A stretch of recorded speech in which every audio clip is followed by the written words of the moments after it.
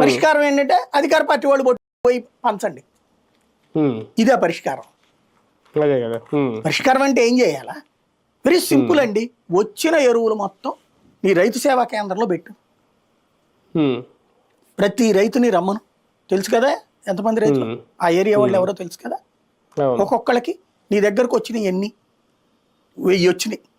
అక్కడ ఉన్న రైతులు 200 మంది, తలక ఇది లేదు.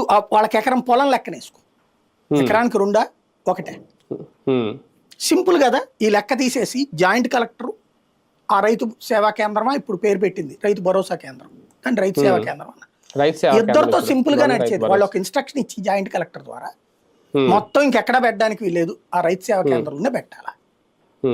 పెట్టేసేసి రైతు కార్డు తెచ్చుకోవడం, ఆధార్ కార్డు, ఆ రైతు కార్డు ఏదో ఉంటది కదా పాస్బుక్ తెచ్చుకోవడం, 1 2 వీళ్ళు ఎంత ఫిక్స్ చేస్తారో తీసుకెళ్ళిపో, అంతే. డబ్బులు ఇచ్చేసే అక్కడ సింపుల్ గా అయిపోతుంది కదా.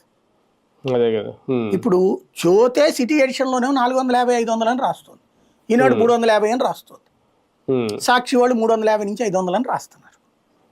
అంటే 270 రూపాయలకి రావాల్సింది 350 అంటే బ్లాకే, అది కూడా అందట్లేదంటే ఇంకా బ్లాకే.